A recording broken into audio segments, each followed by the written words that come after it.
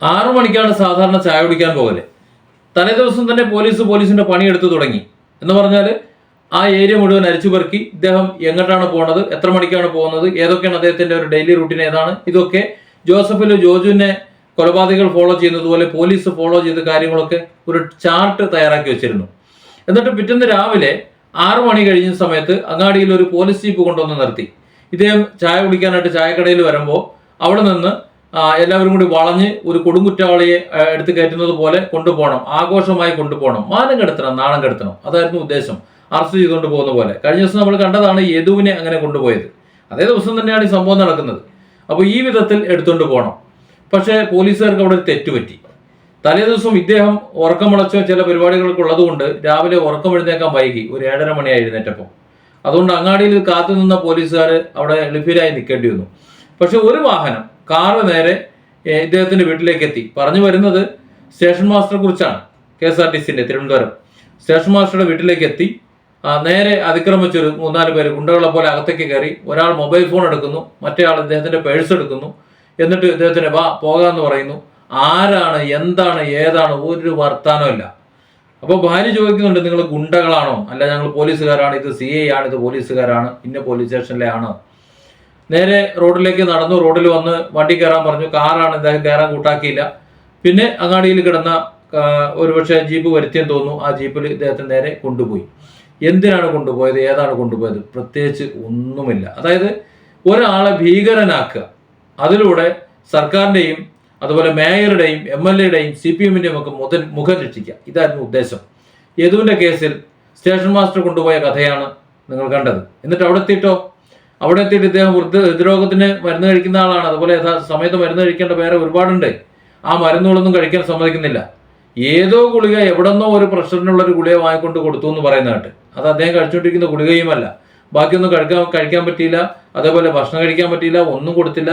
അവിടെ വെറുതെ കുത്തി സാറ് വരട്ടെ എന്ന് പറഞ്ഞ് അവിടെ ഇരുത്തി എന്നാ പറയുന്നത്. എന്നിട്ട് ചോദ്യം ചെയ്യല്, നീ ആ മെമ്മറി കാർഡ് എടുത്തിട്ട് എന്ത് ചെയ്തു, നീ അതെന്ത് ചെയ്തു, അത് ആർക്ക് കൊടുത്തു, ഇവർക്ക് കൊടുത്തു. ഇയാളെ മെമ്മറി കാർഡ് കുറ്റവാളിയാക്കി മാറ്റുക. അല്ല, ഞാൻ ചോദിക്കുന്നത്, മെമ്മറി കാർഡിന്റെ പിന്നാലെ ഈ പോലീസ് എന്തിനാണ് ഇങ്ങനെ പോകുന്നത്? ഈ ആശങ്ക ഇങ്ങനെ നിൽക്കുക. സത്യത്തിൽ എന്തിനാണ് സ്റ്റേഷൻ മാസ്റ്റർ ഇങ്ങനെ ചോദ്യം ചെയ്തത്? നമുക്ക് അറിയണ്ടേ? അദ്ദേഹം തന്നെ പറയും. അദ്ദേഹത്തിന്റെ വാക്കുകളിലൂടെ നിങ്ങളൊന്ന് കേട്ടു നോക്ക്. നമസ്കാരം സാറേ, നമ്മുടെ സ്റ്റേഷൻ മാസ്റ്റർ ആണോ? അതെ.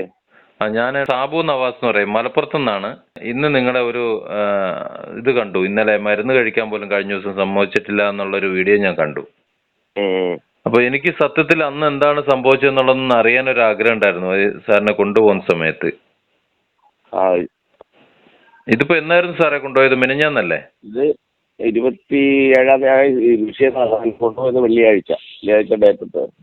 വെള്ളിയാഴ്ച രാവിലെ എത്ര മണിക്കാണ് സാറേ കൊണ്ടുപോയത്? ഒരു 7. ഞാന് തലേ ദിവസം എന്റെ വീടിന് അയൽവക്കത്ത് ഉത്സവമാണ്. അപ്പോൾ ഞാൻ ബുധനാഴ്ച രാവിലെ ഡ്യൂട്ടി കയറിയിട്ട് വ്യാഴാഴ്ച രാവിലെ ഡ്യൂട്ടി കഴിഞ്ഞ് ഇറങ്ങിയപ്പോൾ വെള്ളിയാഴ്ച രാവിലെ ഇവിടെ അമ്പലത്തില് കൊടിയേറ്റാണ്. ആ കൊടിയേറ്റിന് ബാംഗ്ലൂരിൽ നിന്ന് കയറാൻ കുറെ പൂവ് എടുക്കാന്നുള്ള ഇതിലൊക്കെ അവളുമായിട്ട് കോൺടാക്ട് ചെയ്തിട്ടുണ്ട്. അന്ന് ഉറങ്ങാൻ പറ്റിയില്ല, പകലും ഉറങ്ങിയില്ല. അപ്പൊ ഞാൻ അന്ന് വ്യാഴാഴ്ച രാത്രി നേരത്തെ കിടന്നുറങ്ങി. എണീറ്റ് പോകാൻ ലേറ്റായി. അല്ലായിരുന്നെങ്കിൽ 5:30-6 മണിക്കൊക്കെ കഴിഞ്ഞ് റോഡിൽ ചായ കുടിക്കാനൊക്കെ പോവുമായിരുന്നു.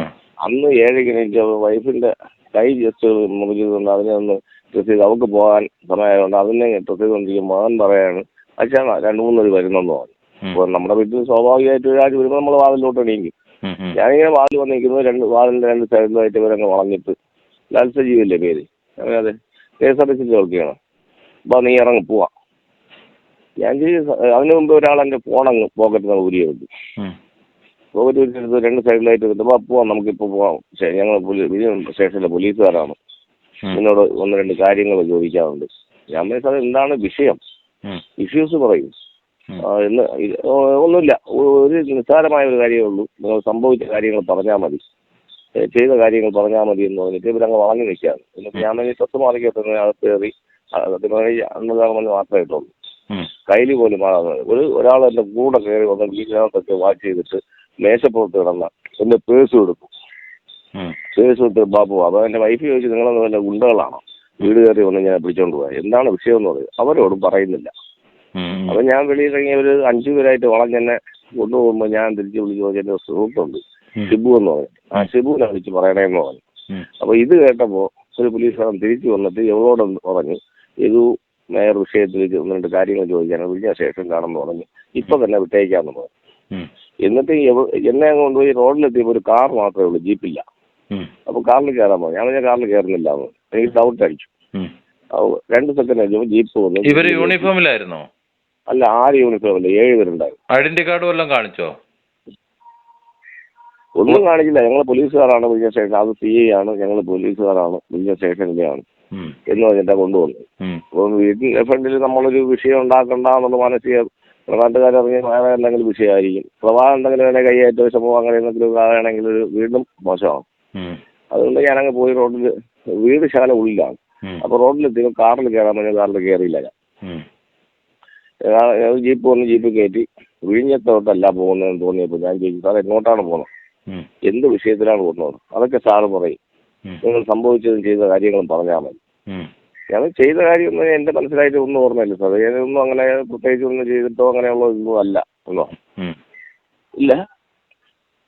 ഇല്ല പോകാമെന്ന് പറഞ്ഞിട്ട് നേരെ ബൈപ്പാസ് വഴി കയറി തമ്പാനൂർ സ്റ്റേഷനിലെല്ലാം കൊണ്ടുപോയി നേരെ കമ്മീഷണർ ഓഫീസിൽ അവിടെ കൊണ്ട് ഒരു മുറിയിൽ അങ്ങനെ ഇരുത്തിയിരുന്നു. ആ ഹാളിൽ ഇരുത്തിയിട്ട് സാറ് വരും, സാറ് വന്നിട്ട് കാര്യങ്ങൾ ചോദിക്കും, നടന്ന സംഭവം പറഞ്ഞാൽ മതി എന്ന് മാത്രമേ വെക്കാം, വിഷയം പറയുന്നില്ല. കുറേ കഴിഞ്ഞ് ഒരു 9:30-10 മണിയായപ്പോൾ CI അദ്ദേഹം വന്നു. ഇവർ വന്നവർ 4 പേരും ഈ CI അദ്ദേഹം കൂടെ അകത്തിരുന്നിട്ട് മാറി മാറി കുറിച്ച് അന്ന് എന്താണ് സംഭവിച്ചത്, നിങ്ങൾ എന്തിനാണ് എടുത്തത്, എന്തിനാണ് അത് ഊരി നിങ്ങൾ കയ്യിൽ വാങ്ങിയത്. മെമ്മറി കാർഡ് നിങ്ങൾ എടുത്തുന്നായി? ഞാൻ എടുത്തുന്നായി. കാരണം ഞാൻ ഇൻഫർമേഷൻ ആ കണ്ടക്ടറിന് കൊടുത്തിട്ട് ആ സമയത്ത് കണ്ടക്ടറിനെ കൊണ്ടെടുപ്പിച്ചിട്ട് ഞാൻ കയ്യിലാക്കി. അത് ആർക്ക് വേണ്ടി ചെയ്തു, എന്തിനു വേണ്ടി ചെയ്തു? ഞാൻ പറഞ്ഞ സംഭവം ഇന്ന രീതിയിലാണ് നടന്നത്. ഞാൻ ഡ്യൂട്ടിയിലായിരുന്നു, കൺട്രോൾ റൂമിലത്തെ ഉദ്ദേശിച്ചാണ് ഞാൻ ഇൻസ്പെക്ടറാണ് പോയത്. എനിക്കിതിൽ ഏതൊരു ഭാഗമാക്കുമില്ല. മെമ്മറി കാർഡിന്റെ വിഷയം തന്നെ അറിയുന്നത് പിറ്റേന്ന് വാർത്താ മാധ്യമങ്ങളിലൂടെയാണ്. പിന്നീട് ഇത് എടുക്കാൻ വന്നത് KSRTCയിലുള്ള എൻ്റെ ഒരു സുഹൃത്ത് തന്നെയാണ്. അദ്ദേഹത്തിനോട് ചോദിച്ചപ്പോഴാണ് അദ്ദേഹമാണ് മെമ്മറി കാർഡിന്റെ വിഷയം ഇങ്ങനെ അത് എടുത്തു മാറ്റിയതാണ് എന്ന് പറഞ്ഞറിയുന്നത്. അതിനുശേഷം ഇതിനെക്കുറിച്ച് മെമ്മറി കാർഡിനെ കുറിച്ച് എൻ്റെ ഭാഗത്തുള്ള വിഷയമല്ല, അതൊക്കെ ഞാൻ ആരുമായിട്ടും ഇതിനെക്കുറിച്ച് ചർച്ച ചെയ്യുകയോ അത് അങ്ങനെ അവന്മാരെടുത്ത് കാണുമെന്നോ ഇവരെടുത്ത് കാണുമെന്നോ ഒരു രീതിയിലുള്ള എന്നെ ഓൾറെഡി ഏത് രീതിയിലോ എന്നെ ഏത് രീതിയിൽ പരിശോധിച്ചാലും ഈ കാര്യം മാത്രമേ എനിക്കറിയാവുള്ളൂ. ഇത് എൻ്റെ ഉത്തരവാദിത്തപ്പെട്ട് ഒരു 9:45 CI വന്ന് പോയതിനു ശേഷം ഒരു ബാച്ച് ക്വസ്റ്റ്യൻ ചെയ്തങ്ങ് ഇറങ്ങിയിട്ട് തന്നെ ചോദിച്ചാൽ ഏത് മരുന്നാണ്. ഞാൻ എനിക്ക് ഷുഗർ, BP, ഹാർട്ടിൻ്റെ ഇത് അങ്ങനെ 6-7 മരുന്നുണ്ടെന്നോ. അത് എനിക്ക് പേര് എന്തെങ്കിലും അറിയാം. ഞാൻ പറഞ്ഞാൽ എനിക്കൊന്നും അറിയില്ല. അത് BP-യുടെ ഒരു പേര് മാത്രമേ. എന്നിട്ട് അത് എയർടെൽ H എന്ന് പറഞ്ഞപ്പോൾ എയർടെൽ CH എന്ന് പറഞ്ഞാൽ വേറെ ഏതൊരു കമ്പനിയിൽ ഒരു മരുന്ന് മാത്രം കൊണ്ടുവന്നു.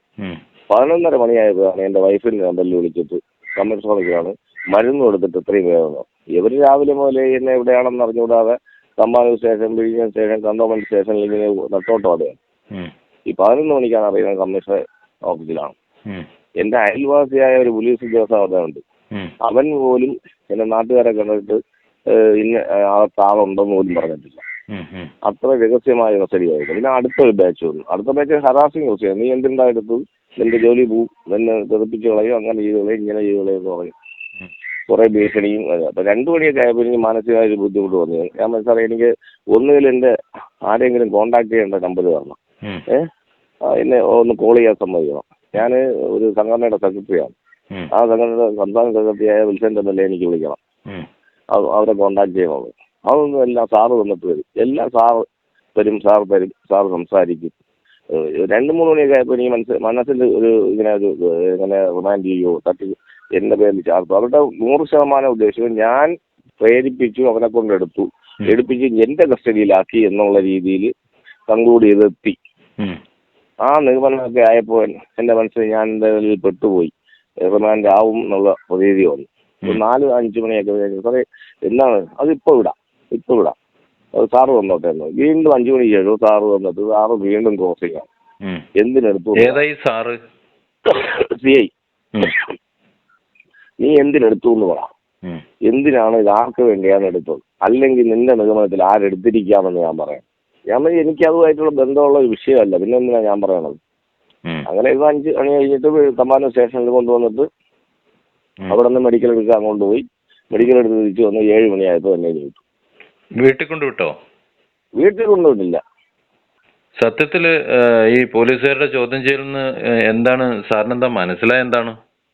മനസ്സിലായതാണ് എന്നെ കൊണ്ട് ഞാൻ ഇത് സമ്മതിപ്പിച്ച് കാരണം ഞാൻ പ്രേരണ കൊടുത്ത് അതെടുത്ത് മാറ്റി.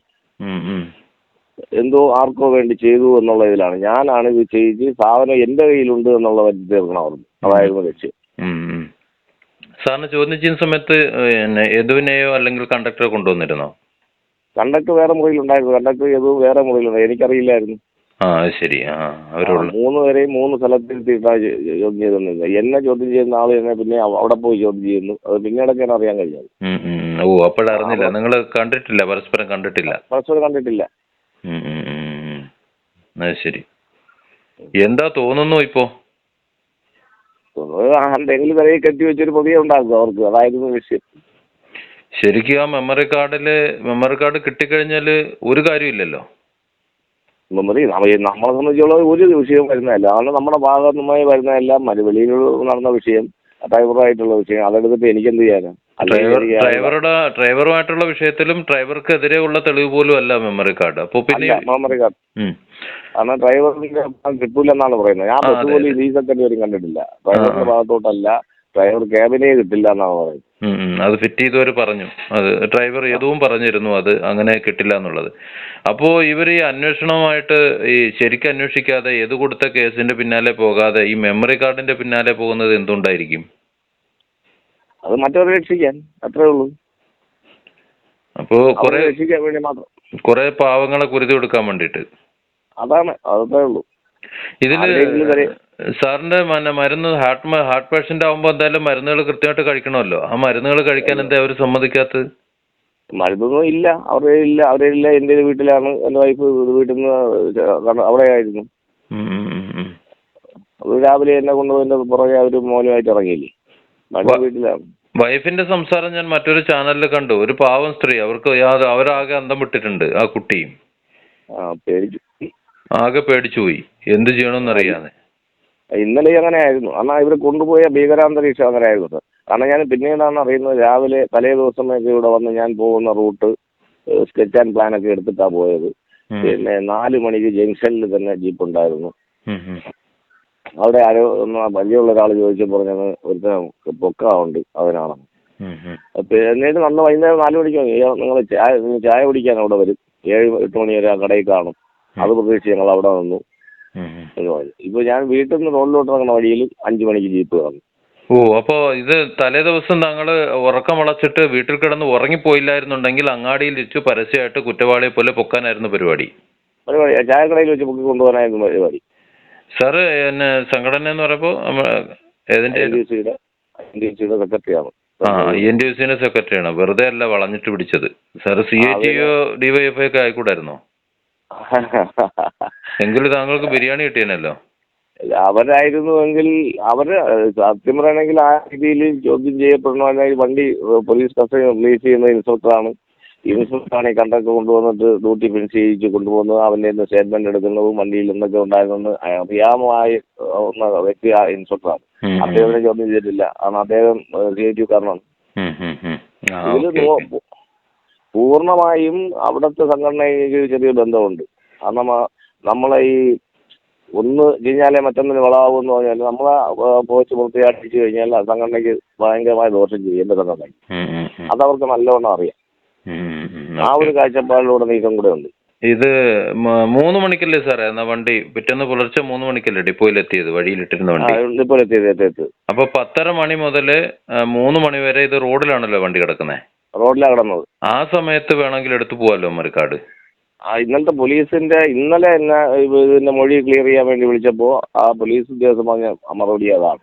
ഒരു വീഡിയോ ഉണ്ട് ബസ്സൊക്കെ വരുന്നതിന്റെ, അതിൽ നിങ്ങൾക്ക് അറിയാവുന്ന ആരെങ്കിലും ഉണ്ടോ എന്ന് നോക്കാം. കാരണം ഡിപ്പാർട്ട്മെന്റ് തലത്തിൽ ആരെങ്കിലും ആണോ അവിടെ എത്തിയിട്ടുള്ളത്. കാരണം ഒരു സെക്കൻഡ് കഴിയുമ്പോൾ തന്നെ അവിടെ പാളയം അതുള്ള പാർട്ടിക്കാർ കംപ്ലീറ്റ് അവിടെ എത്തിയിട്ടുണ്ട്. പിന്നെ ഒരു MLA എന്നുള്ള സ്ഥിതിക്ക് MLA ഇതിനകത്തോട്ട് കയറുമ്പോൾ ഇതൊക്കെ ഇരിക്കുന്നത് കാണുമ്പോൾ ഇതൊരു എവിഡൻസ് ആയിട്ട് അവർക്ക് തന്നെ അറിയാൻ കഴിയും. കാരണം മറ്റേ ഒരു റെക്കോർഡ് ചെയ്ത ഒരു മൊബൈലിൽ നിന്ന് തന്നെ അത് ഡിലീറ്റ് ചെയ്തുകൊണ്ടാണ് എന്റെ സംശയം. അത് ഡിലീറ്റ് ചെയ്യുമ്പോൾ സ്വാഭാവികമായിട്ടും ഈ CCTV കാണുമ്പോൾ അതിന്റെ ഫുട്ടേജ് ഡിപ്പോയിൽ എത്തുന്നതിന് മുമ്പ് മാറ്റാൻ അദ്ദേഹം തയ്യാറായിട്ടുണ്ടാവില്ല. അതിന് മുന്നേ അതിന്റെ ആണ് എന്തായിരുന്നാലും ഒരു സെക്കൻഡ് കൊണ്ട് ആർക്കെങ്കിലും ടെക്നീഷ്യൻസിനെ കണ്ടെത്താനൊക്കെ വലിയ പാടൊന്നുമില്ല. 10 മണി 11 മണി 3 മണി വരെ വണ്ടി അവിടെ കിടക്കുക. പക്ഷെ ഇതില് അത് ഫിറ്റ് ചെയ്തവർ പറയുന്നത് ടെക്നീഷ്യന്റെ തന്നെ ആവശ്യമില്ല, മോണിറ്ററിന്റെ സൈഡിൽ തന്നെയാണ് അതിന്റെ. അത് ഈ പയ്യൻ പറഞ്ഞാണ് ഞാൻ അറിഞ്ഞത്, മോണിറ്ററിന്റെ സൈഡിലാണ്. അങ്ങനെയാ പറഞ്ഞത്. DVR ഇല്ല പോലും. DVRലാണ് ഹാർഡ് ഡിസ്കും കാര്യങ്ങളൊക്കെ ഉണ്ടാകുക. ഇത് മെമ്മറി കാർഡിലാണ് എന്നാണ് പറയുന്നത്. അപ്പൊ ചുരുക്കം പറഞ്ഞാൽ ഒരു ദിവസം തീ തിന്നു അല്ലേ, എന്താണെന്ന് അറിയാതെ. എന്താണെന്നറിയാതെ എന്റെ എന്തായിരുന്നു അവസ്ഥയെന്ന് അറിയില്ലായിരുന്നു. കാരണം ആ സിറ്റുവേഷനിലാണ് അതിനകത്ത് ഉച്ചയ്ക്കായപ്പോൾ ഞാൻ എന്തായാലും പ്രതിയായി എന്നുള്ള നിഗമനമായി എനിക്ക് സ്വയമേ തോന്നുന്നു. ഇനി ചോദ്യം ചെയ്യാൻ വിളിക്കുമെന്ന് പറഞ്ഞോ? ഇന്നലെ ആ മൊഴിയൊക്കെ ക്ലാരിഫൈ ചെയ്ത് വീണ്ടും ഇന്നലെ പോലീസ് ഉദ്യോഗസ്ഥനാണ് മൊഴിയെടുത്തത്. ഞാൻ അവിടെ കൊടുത്ത് രേഖപ്പെടുത്തിയതിൽ കുറച്ചുകൂടെ വ്യക്തത വരുത്തിയിട്ട് രേഖപ്പെടുത്തി. പിന്നെ ഈ രീതിയിലുള്ള സംസാരം നല്ല സുഹൃത്ത് ബന്ധത്തിൽ സംസാരിക്കുന്ന രീതിയിലാണ് സംസാരിച്ചത് ഇന്നലെ. സംസാരിച്ചിട്ട് ഇന്നലെ ആ വീഡിയോ ഒന്നുകൂടെ കാണിക്കാനുണ്ട്. അത് CI വന്നാലേ പറ്റുള്ളൂ. എന്തായാലും ആവശ്യമുണ്ടെങ്കിൽ വിളിക്കാം. ആ വീഡിയോ കൂടെ ഒന്ന് ക്ലിയർ ചെയ്യിപ്പിക്കണം. ഏത് വീഡിയോ? അവിടെ വണ്ടി പാർക്ക് ചെയ്തിരുന്നപ്പോ പാർക്ക് ചെയ്ത സ്ഥലത്തുള്ള എന്തോ വീഡിയോ ആണ്. ശരി, സമീപ പ്രദേശത്തെ വീഡിയോസ് ആയിരിക്കും അല്ലേ? സാർ, യദുവിന്റെ സ്വഭാവം സാറിന്റെ ഒരു കാഴ്ചപ്പാടിൽ ഈ പേഴ്സണൽ റിലേഷൻ ഇല്ലായിരുന്നു. കാരണം ഈ വിഷയം നടക്കുമ്പോൾ തന്നെ നമ്മുടെ യൂണിറ്റ് പ്രസിഡന്റ് രാത്രി 1:30 വിളിച്ചിട്ട് പറഞ്ഞു, അണ്ണാ നമ്മുടെ മെമ്പറെ നമ്മുടെ എനിക്കറിഞ്ഞൂടാ ആളിനെ പോലും എനിക്ക് വ്യക്തത ഒന്നുമില്ല എന്ന് പറഞ്ഞു. യൂണിയനിലൊന്നും ഇല്ലാന്ന് തോന്നുന്നുണ്ടല്ലേ? അല്ല, INTUCയുടെ പഴയ മെമ്പറായിരുന്നു. INTUCയുടെ പഴയ മെമ്പറായിരുന്നു. ഇല്ല. അപ്പൊ എനിക്കിപ്പോ അറിയില്ല. എനിക്കിപ്പോ ആ പയ്യനെയും വ്യക്തതയില്ലായിരുന്നു. 3 മണിക്ക് എന്നിട്ട് ഈ വിഷയം ഇവനിങ്ങനെ വിളിച്ച് നിർബന്ധിച്ചുകൊണ്ട് ഒരാൾ പോയാൽ അവന് ജാമ്യം കൊടുക്കാമെന്ന് പറഞ്ഞു. അങ്ങനെ ഞാൻ അവിടെ ഡ്യൂട്ടി എന്റെ കയ്യിൽ നിന്ന് 100 കൊടുത്താണ് ഒരു കണ്ടക്ടർ പറഞ്ഞയച്ചത്. ആ ജാമ്യം കിട്ടി പോകാണെങ്കിൽ പോരട്ടെ എന്ന് വെച്ചിട്ട്. എന്നിട്ട് ആ കണ്ടക്ടർ പോയിട്ട് തിരിച്ചു വന്നിട്ട് പറഞ്ഞു ജാമ്യം തന്നില്ലെണ്ണ, അത് അദ്ദേഹം SI വന്നിട്ടേ തരുള്ളൂ, പിന്നെ ഞാൻ ഇനി പോന്നു എന്ന് പറഞ്ഞു. പിന്നീട് ചാനലിലൂടെയാണ് ഇവന്റെ ഫേസ് തന്നെ കാണുന്നത്. എനിക്ക് വലിയ കോണ്ടാക്ട് ഇല്ലാത്ത വ്യക്തിയായിരുന്നു. ഈ കണ്ടക്ടറുമായിട്ടും അങ്ങനെയാണ്, ഡ്യൂട്ടിയുടെ വിഷയമൊന്നല്ലാതെ പേഴ്സണലി ഒരു റിലേഷൻ ഉള്ളതല്ല. അപ്പൊ ഈ മെമ്മറി കാർഡിനെ സംബന്ധിച്ചുള്ള ചോദ്യങ്ങൾ മാത്രമേ ചോദിച്ചിട്ടുള്ളൂ, മറ്റു ചോദ്യങ്ങളൊന്നും തന്നെ ചോദിച്ചിട്ടില്ല? ഇല്ല.